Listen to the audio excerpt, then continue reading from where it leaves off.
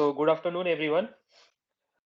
This is a week 8 assignment discussion session. So this is probably the last session for this coursework. As we are in the last week of the coursework, we'll be discussing few questions from the previous year assignments and some of the questions which I have given based on the lectures. So basically in this discussion, we'll discuss 6 questions, out of which 5 are from previous years and the one is from this lectures itself.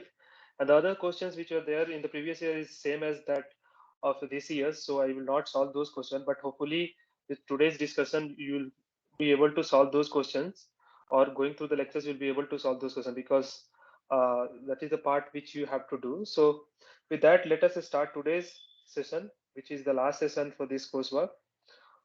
So the first question which we'll discuss today is that is a true false question. The question is like that statement is given: a feedback control uses position, velocity, force sensors to measure the actual behavior of the robot, compares it with the desired behavior, and modulates the control signal sent to the actuator. So this is the statement, and we have to say whether it is true or false. So first of all, we have to understand what is a feedback control. So feedback means that we are giving something back, right?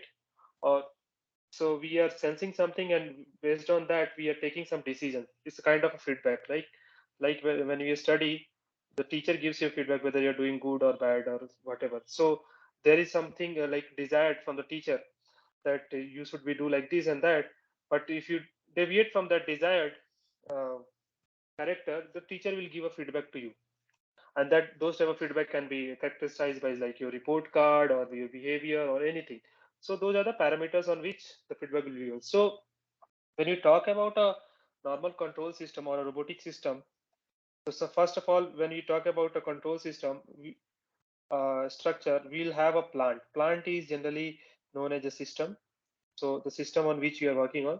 And then this plant will have some output, and this output is sensed by some sensors, right? And based on this output sensed by some sensors, and this is given back as feedback. So we have a summation unit, and here it is given as feedback. So this is a typical example of a feedback control system. And then here we have control, and then again here we have actuator system. And this is like what, error detection.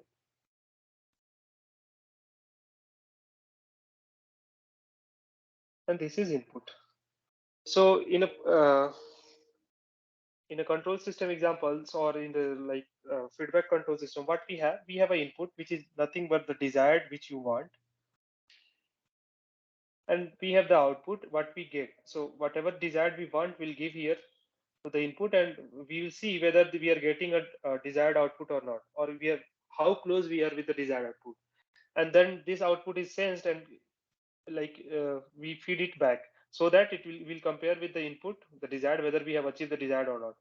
Based on the error, or that is the difference between the output and input, we have this control action, and this will generate some actuators, generate some actuation action, which will be given to the plant so that the system will again change its characteristics to match with the input desired. So this keep on going until we get the desired output, or the desired output we get. So this is how it is done. So what we have get, so here let's go. So this is a typical feedback control system. So let us go to the statement again. So this is a feedback control uses position velocity. So suppose if we have a robot, sorry, suppose we have a robotics system. So that will be your plant robotic system, and we can have, like, if you're talking about here, we can have this output as position or x dot, right? And this can be fed back, and we have some error checker or error detection. We have some input means what is the desired, and we can give it back so that we can compare. So we can have position or velocity. Similarly, we can have another other characteristics which we want to feedback and we want to check whether we are achieving or not. Or in here we will have control system and these will be connected. So here, as it's saying, is a position, velocity, force sensors to measure the actual behavior of the robot. So in some sense, this robotic system, the output is what the actual behavior of the system, and which is being measured by what sensors. So this part, till this part, it is correct, right? Now, then what in the feedback is what is done? It is feedback. That's why its name is known as feedback, right?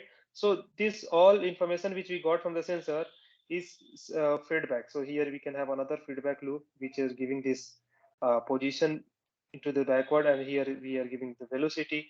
So these are feedback, and these are again compared with the input or the desired which we want. So there is comparison as well involved, which is written in the statement. And then based on the comparison, we have the control system which will generate what? Actuators, right? Actuation for the system. So it will generate actuation for the system. So that part is also there. The modulates the control signal sent to the actuator. So this is the complete statement, and and it's it is correct, right? So we have all the elements in the feedback control, whatever it is mentioned here. So the correct answer for this question will be true, right? So this is a typical feedback control system, or when we talk about the robotic control system. So with that, let us move to the next question for today. So the next question for the today is again based on the control system questions only. So this is basically another theoretical question. Here it says, the statement says that the motion-based control methods are easy to use, but sluggish and produce poor tracking performance. So these things we have to look whether it is correct or not, right? So what we know by a model-free control method. So I think in last lecture I have discussed about there are two types of, based on the broad classification. There are two types of control systems, right? In robotics, model-free and model-based, right? So model-based are the systems where we know the exact model or exact mathematical representation of the system. So suppose if we have sometimes a manipulator, the end effector, we know the exact model. We know the exact, if you know the exact mathematical model, and then we use this mathematical model to design control system. Those type of control system is known as uh, model based. And similarly, the opposite of that is model free. So here what we have, we don't know the exact mathematical model of the system. So suppose if we have some system or the combination of systems, we don't know the exact model. So we don't know the exact model. So, but based on the inputs or output, we come up with some approximate model,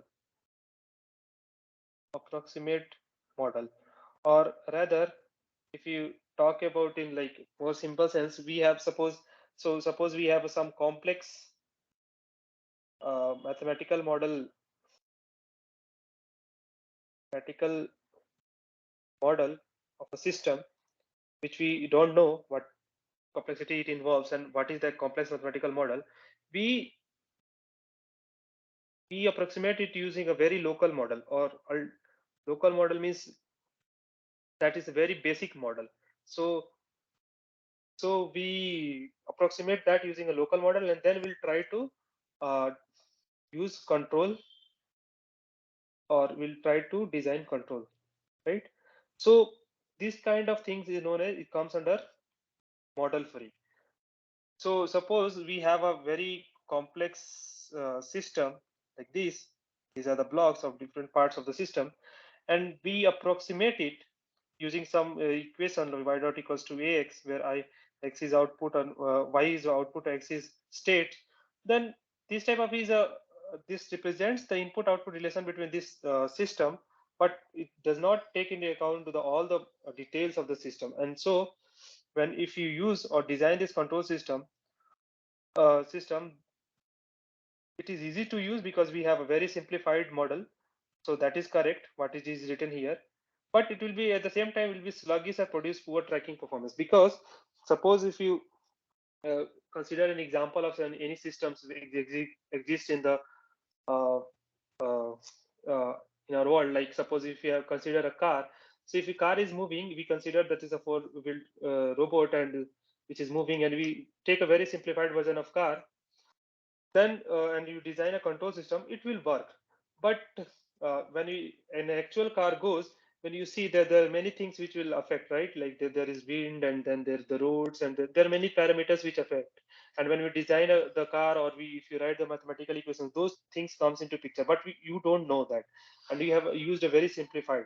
So those things will, so whenever you use the control system for the simplified, it will create a problem in the actual system, because it will have some delay, because it is not the exact system which you have designed for. You have designed for some ideal system, but you're using for some complex system which has many effects from outside environment. So there are noises, so which can be called as noises, and those things will not be taken into account when you design a simplified problem.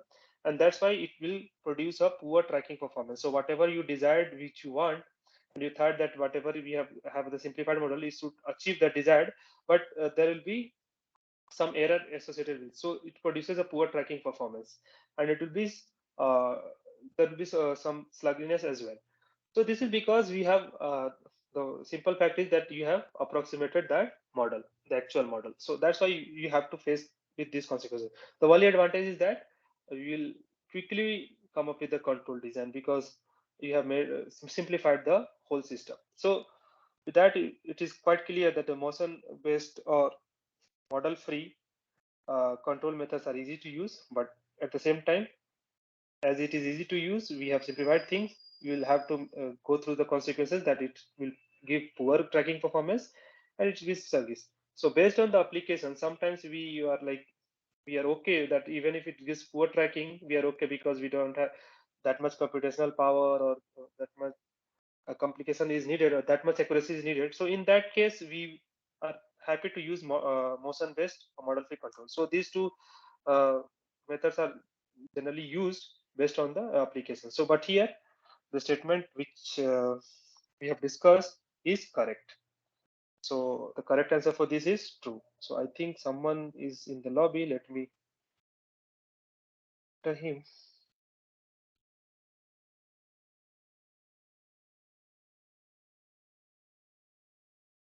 Okay. So this is the part of, or this is the answer for the second question. So the correct answer is true. Now with that, let us move to the third question. So the third question is that the second order aerodynamics is stable as per the following conditions. So we have to check for the conditions, right? So suppose if you write the second order uh, aerodynamics, what we have q tilde double dot lambda 1 q tilde dot plus lambda 2 q tilde equals to 0, right? So if you try to write it into a state space equation, so suppose if consider x1 equals to q tilde, then what will you get? X1 dot equals to q tilde dot, right? And consider x2 equals to q tilde dot, but we'll get x2 dot equals to q tilde double dot. So as q tilde dot is x2, we can write this as further at x1 dot equals to x2, right? And using this here we can write, or using this we can write x2 dot equals to what? So you move this to the right side, and we'll get x2 dot equals to minus lambda 1 q dot is nothing but x2, right? Or and then minus lambda 2 x1, right? So we got the two equation like x1 dot equals to x2 and this thing, right? So if we write the state space version, what we'll get? X1 dot x2 dot equals to, we'll get a matrix, and here is x1 x2. So if you write x1 dot equals to what? X2, so we'll get 0 1, right? And x2 dot equals to what? Minus lambda 1 x2 minus lambda 2 x2. So we'll get minus lambda 2 minus lambda 1, right? Minus lambda 2 minus lambda 1. So this is what you get. So this is in the form of like x dot equals to ax, right? Now we have a state space equation. So here this it's saying that second order aerodynamics is stable. That means what? We have to find the characteristics of A, or rather we have to check the conditions on A such that the this second order dynamics, or rather it, whenever we start, it goes to the equilibrium point in a stable way, or asymptotically stable, so it goes to zero. So here as x dot equals to ax, this equilibrium is zero. That means error goes to zero. So that is the part which we have to see, right? So the now we have what, x dot equals to ax, right? Now so the correct, so to know the characteristics of this type of equation, how it evolves over time, we have to know about the eigenvalues of A. So right, so we know have to know the eigenvalues of A, right? So we'll try to write the characteristic equation of A. So for that, you know that what is the characteristic equation? So we have to take uh, A minus lambda I, right? Determinant of A minus lambda equals to 0. So that represents the characteristic equation, right? So here it will be what, 0 minus lambda 1 minus 0 minus lambda 1 minus lambda, and minus lambda 1 minus, so this is minus lambda 2 only, minus lambda 1 lambda, right, equals to 0. So if you expand, what we'll get? We'll get lambda square plus lambda 1 lambda plus lambda 2 equals to 0, right? So this is a characteristic equation, right? So as we know, so this type of uh, differential equation have a solution. So when we, whatever the eigenvalues we get, so suppose we get lambda, solving this, we'll get lambda 1 and lambda 2, right? So the equation, or this the system will expand in this following way. So we can write x as e to the power lambda 1 t plus some k terms k1 plus k2 e to the power lambda 2t, right? Something like that, right? Now, so this type of equation will get, or rather the final solution will get, and this power is lambda 1 and lambda 2. So how this the solution will evolve over time will depend on what, this two factor lambda 1 and lambda 2, right? So here uh, what are those lambda 1 and lambda 2? So if you write the solution of this, what will write? So lambda I will be nothing but what is that, minus b plus under root b square minus 4ac, right, 2a, right? If you use this formula for a quadratic equation, what we'll get? We'll get minus lambda 1 plus minus lambda 1 square minus 4 lambda 2 by 2, right? Because there is no a, right? A equals to 1 here. So if you see this so here, as you have seen the equation, this system of equation will have the form of what? We have the form of, let me write here again. So x will be, or rather the x which we have defined here. So here x is nothing but q tilde double dot, or q tilde dot, sorry, q tilde. So rather let me write. So this q tilde will be some function of like k1 e to the power lambda 1 t plus k2 e to the power lambda 2 t.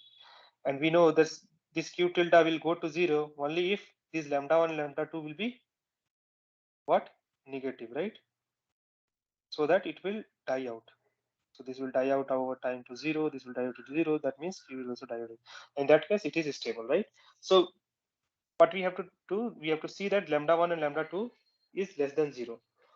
So the lambda 1, the equation for lambda 1 and lambda 2 is nothing but minus lambda 1 by plus minus lambda 1 square minus 4 lambda 2 by 2.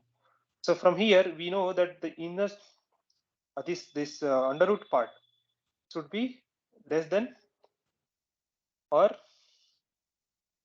less than equals to minus lambda 1, right? And this lambda 1 should be positive, because if lambda 1 is positive, then only this whole lambda will be negative, right? This lambda 1 or lambda 2. So the one condition we have got, that lambda 1 should be positive. So this is one of the conditions. The second is that this part, this whole under root part should be what? lesser than this lambda 1, so that what we'll get is again the negative. So the lambda 2 also will be negative. So for that, what should be the condition? This that means that lambda 1 square minus 4 lambda 2 square, the under root of this should be less than lambda 1, right? Now this is lambda 1 here, so and this is the part. So if lambda 2 is not lambda 2 is lambda 2 only. So if lambda 2 is negative, this will become what?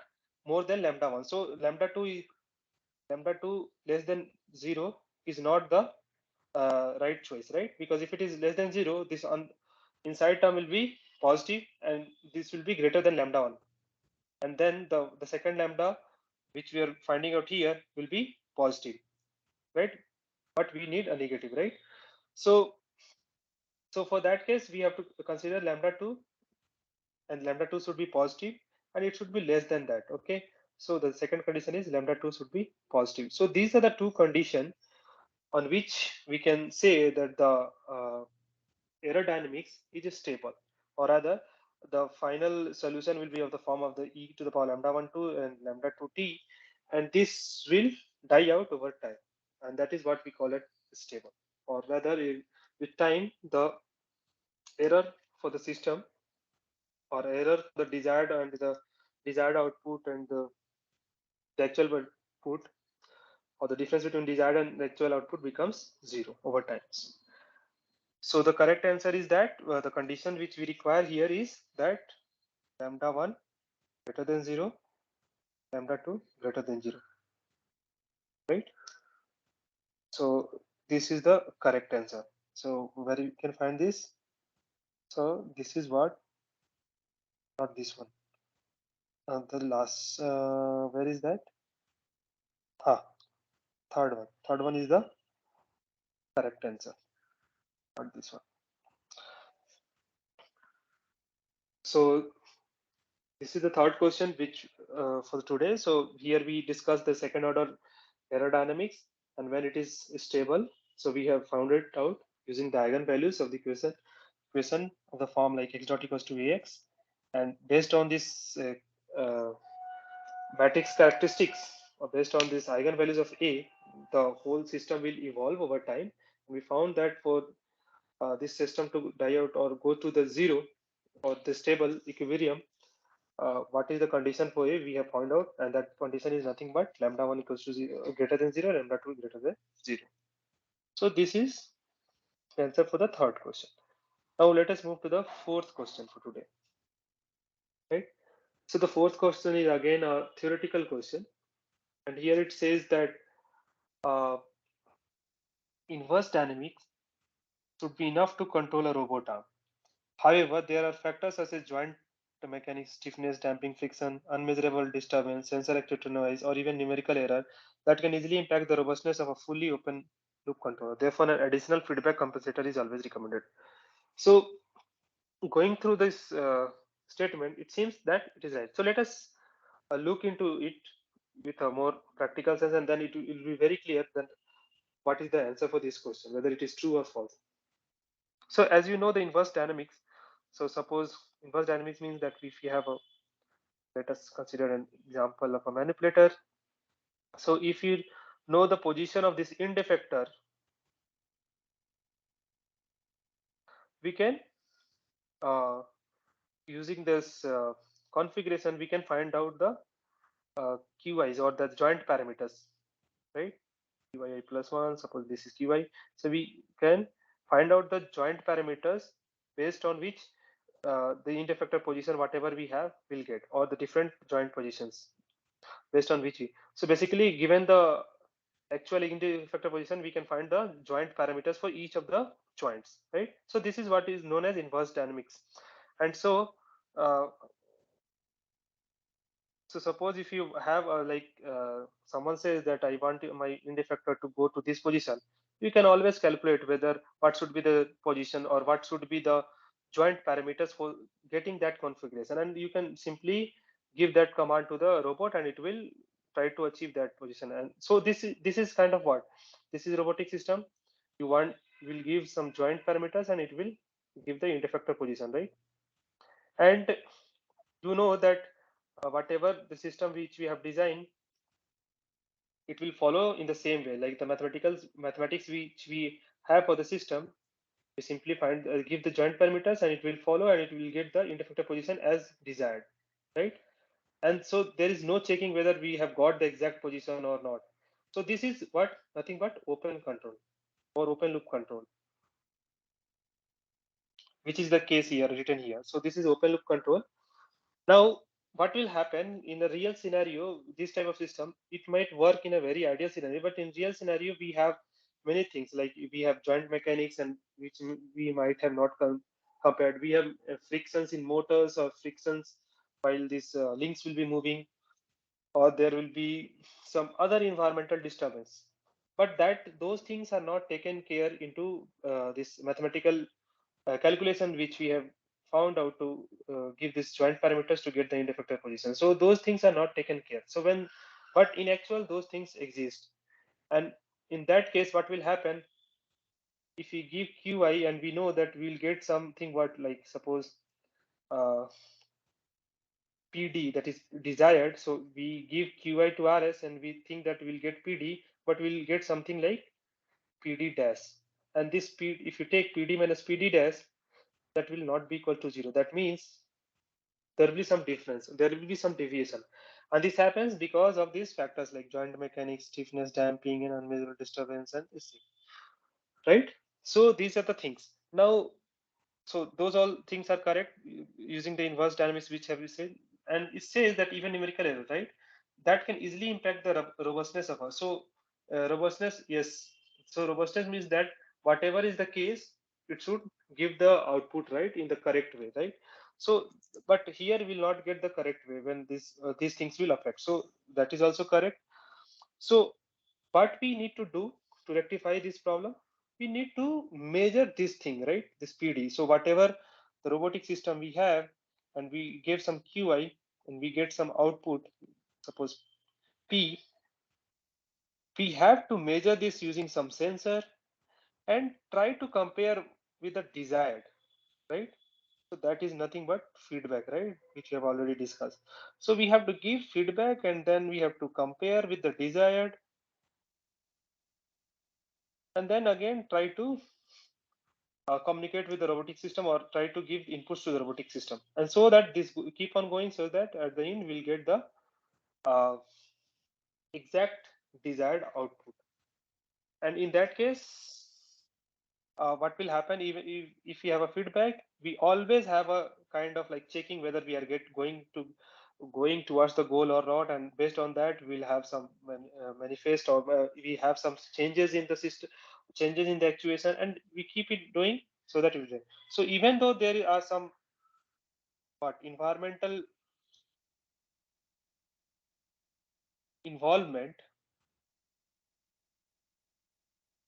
like joint mechanics, stiffness damping, so whatever we have not considered, or some other uh, other things which have effect on this will be taken care, because at the end we are taking some we are sensing this output, and we are taking a feedback and giving, and every time we are comparing with the desired, and so some, and based on that uh, we are giving the, or changing the control action. So this the effect of these things are taken care, as we are, these effects are again fed back to the system. So in this way it will help in designing a more robust kind of control system. So that is what it has written in the last statement, that additional feedback compensator is always recommended. So this is also correct. So it seems that all the statements which has been written here, all the part of the statement is correct. So the correct answer for this question is true, right? So let me go to the next question. So I will come in 5 seconds. I will have to drink water.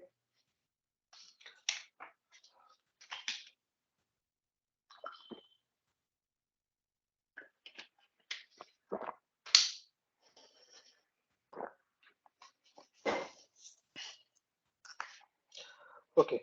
So sorry for the interruption. So let us move to the next question. So the next question is question number 5. So here it says that if the equation of motion of a mobile robot is written in the following form, that is d eta d zeta double dot plus n zeta dot to tau, then what is the nature of this matrix, right? So let us closely look into this equation, right? So if you look into this equation, what we find, we find we find that this is nothing but this equation, right, which we have gone through, eta q dot and t. So this is nothing but torque. This is Coriolis component, and this is mass, or the actual component of this, the inertia component. So basically these two equations are same, right? So comparing this, what we get, that d of zeta is nothing but what, m of q, right? And this is, what is this? This is inertia matrix.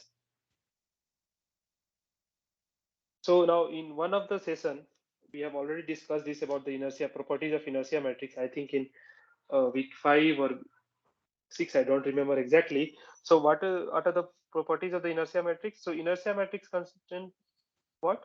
We have some ixx, iyy, izz, then these terms, off diagonal terms.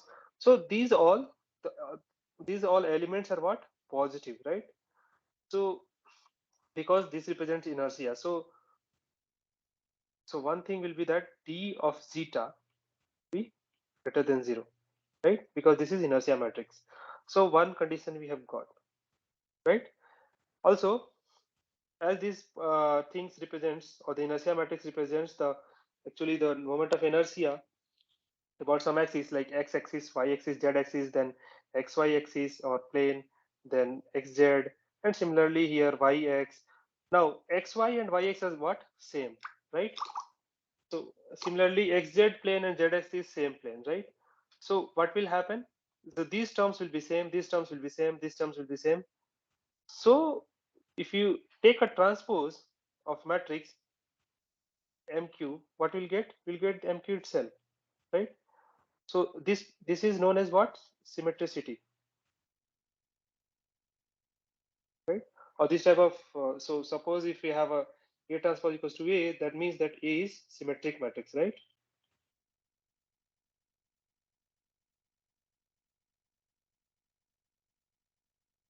So this is another thing. So we can say that d zeta transpose is equals to d zeta, right? So we have these two conditions: d zeta transpose equals to d zeta, and all the elements of d zeta will be greater than 0. That is positive definitely. So these are the two conditions. So comparing with this equation we have got. So what should be the answer? So the correct answer should be these two, right?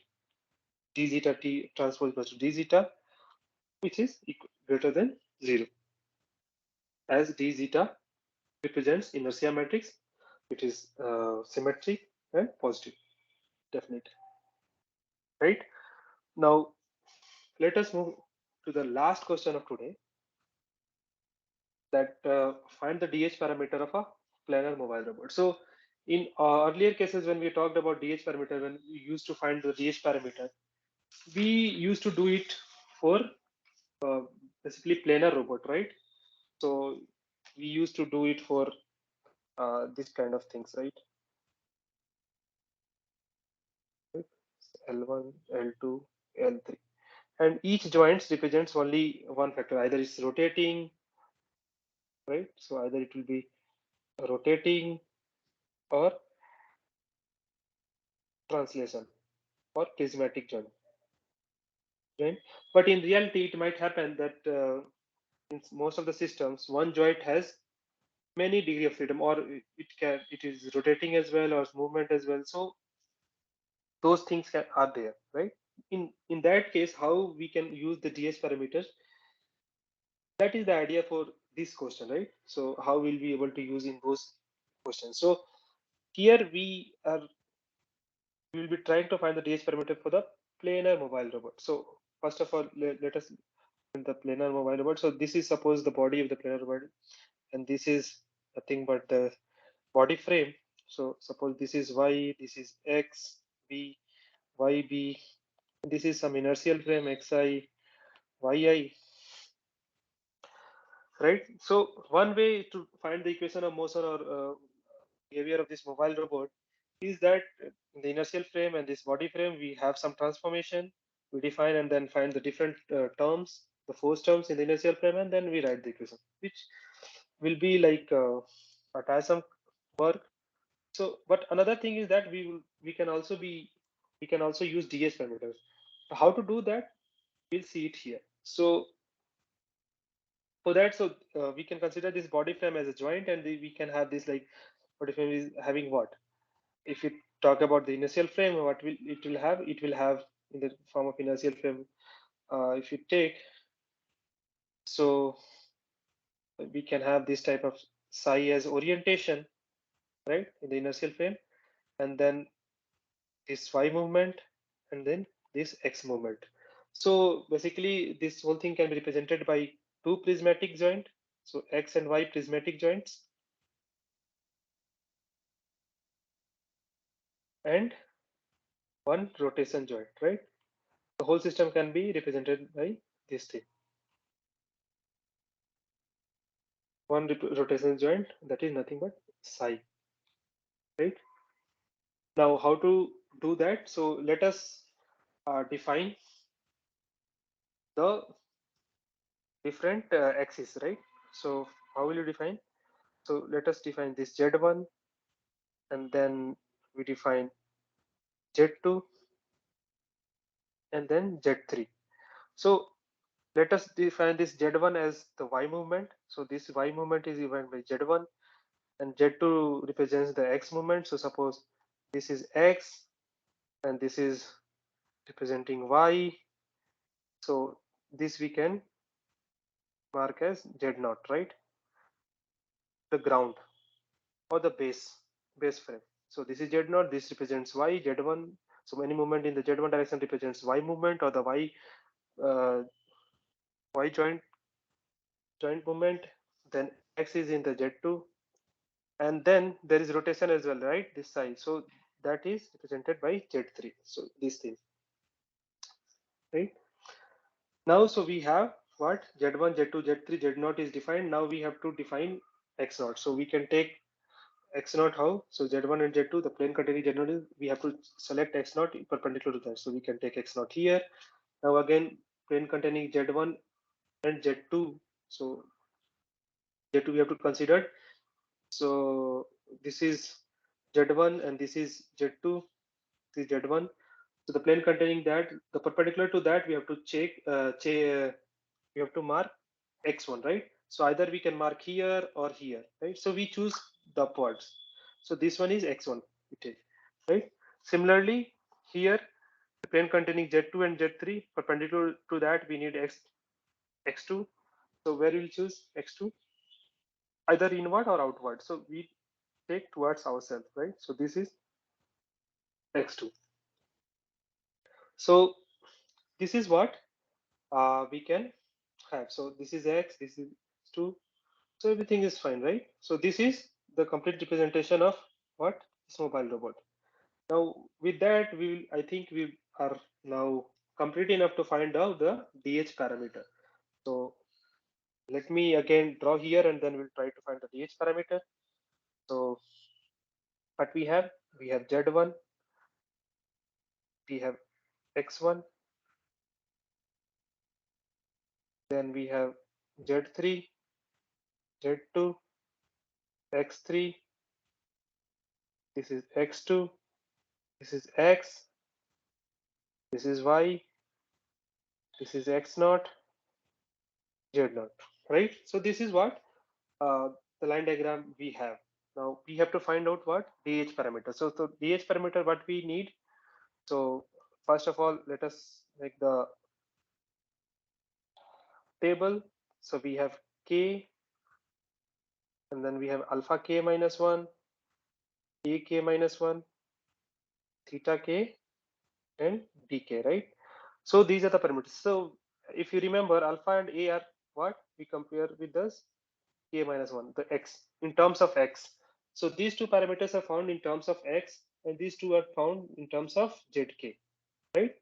So this is one frame behind, and this is in the exact frame when we're considering. So if you take 0 to 1, we have to find these two parameters with respect to 0, and the other two, theta and dk, with respect to 1, right? So let us start. So let us consider joint 1, right? So from 0 to 1, so right, so this is joint 1. So alpha is what? Alpha is the angle between z0 and z1. So as these alpha and a are calculated with respect to xk, so we have to think about xk itself, right? So sk minus 1. So this alpha is nothing but the angle between z0 to z1 along x0, right? So if you point your thumb in x0, or keep your thumb on x0, and all your fingers are pointing on z0. So at what angle you have to rotate around x0 so that you will align with the z1, right? So first you have to go this 90 degrees, so it will come here, and then again here, and then finally here, right? So we need to rotate by what? 3 pi by 2 angle, right? To get z0 aligned to z1, and that is that rotation is taken in terms of x naught, or the axis is x naught. So alpha for this joint number 1 is 3 pi by 2, right? I hope that is clear. So we have rotated by this is pi by 2, this is another pi by 2, and then finally this pi by 2. So we get 3 pi by 2. Now a is the distance between z0 and z1 along x naught. So you can see there's no distance between z0 and z1 along x naught. All the distance is between along z1 itself. So this will become 0, right? Now we have theta k. So what is theta k? So theta k is, now we have to compare x in terms of z, right? So x0 and x1, how much if you rotate x0 along z1 such that you align with it x1, right? So again, you point your finger, or you point your thumb around z1 and your finger around x0 and try to rotate. So if you rotate x0, when will it align with the x1? That is the angle which we want here as theta k. So this will again go this here, here, and then upward, right? So it will be a, 3 pi by 2. So it will become 3 pi by 2. So we have to rotate x naught 3 pi by 2 times to get aligned it to x1 with respect to what? Z1. Now the other thing is, with respect to Z1, you have to measure what? The distance, right? What is the distance between x naught and x1 along Z1? So along Z1, we can see there is a y distance apart, right? So simply you can write y here. Similarly, for joint number 2, what we have, again we have x1 z1, and we have to use x2 z2, right? So in terms of x1, we have to compare what is the angle between z1 and z2. So how will you rotate z1 across around x1 to get z2? So again, if you see around x1, if you point your thumb around x1 and try to rotate z1, it will take how much? 3 pi by 2, right? So like this, 3 pi by 2. So again, this is 3 pi by 2. So then we'll have alignment uh, of z1 towards z2. Now what is the AK? Again, there is no distance from z1 and z2 along x1, so it is 0. Now we have to compare it with z2, right? With respect to z2, the x3. Now x1 and x2, the angle between x1. So how much you rotate x1 along z2 to get x2, right? So if you see, x1 is pointing upwards and x2 is pointing towards us, right? So if you rotate by 90 degree, it will come towards x1 will come towards us in terms of z2. So the angle here is pi by 2, because if rotate by here pi by 2, this x1 will be pointing towards our cell. Of course, we are comparing this with z2 axis. So this is pi by 2. And then again, we have to find in terms of z2, what is the distance between x1 and x0, so x1 and x2, and that is nothing but this x. So we can write x here directly. Now to the third joint. Now in the third, we have to compare from x2 and x3, right? Or z2 and z3. So we have to compare with first the x2 to find alpha and a, right? So with x2, what is the distance between z2 and z3? That is along x2, there is no distance, so this is 0. Now what is the how will you rotate z2 to get z3 along around x1? So this is x2, sorry, around x2. So this is x2, right? This is z2. So if you point your thumb towards x2 and try to rotate through finger from z2 to z3, we know that only if you rotate by pi by 2, z2 will become parallel to z3. So this is pi by 2. Now again we have to think about theta, right? So if you look into the theta part, we have x2 and x3, right? So how will you rotate x2 to get it aligned to x3? And that is, you have to check in terms of what? Z3, right? So if you take your thumb on the Z3, keep your thumb on the Z3, so then x2 has to move by what? Pi by 2 angle. And we know that this Z3 is active joint, so there will be psi term as well, right? Because it will keep on moving over time. So this is pi by 2 plus psi. And then what we have dk. So as you can see here, there is no distance between z1 and z2 along uh, sorry, no distance between x2 and x3 along z2, because all these have the same origin right here, same point. So the distance is 0.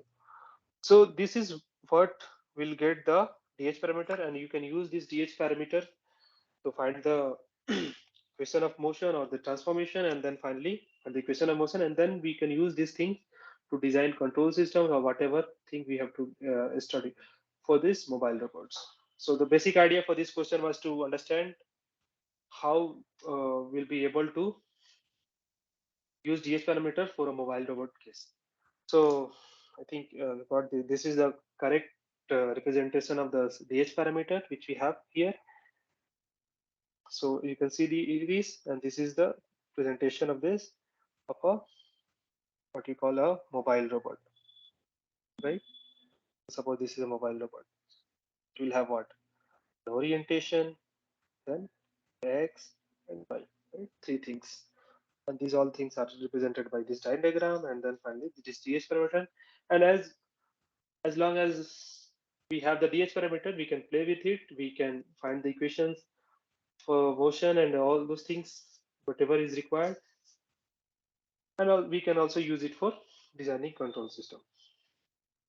So with that, we are done for the day. We have discussed all the questions which we have for today.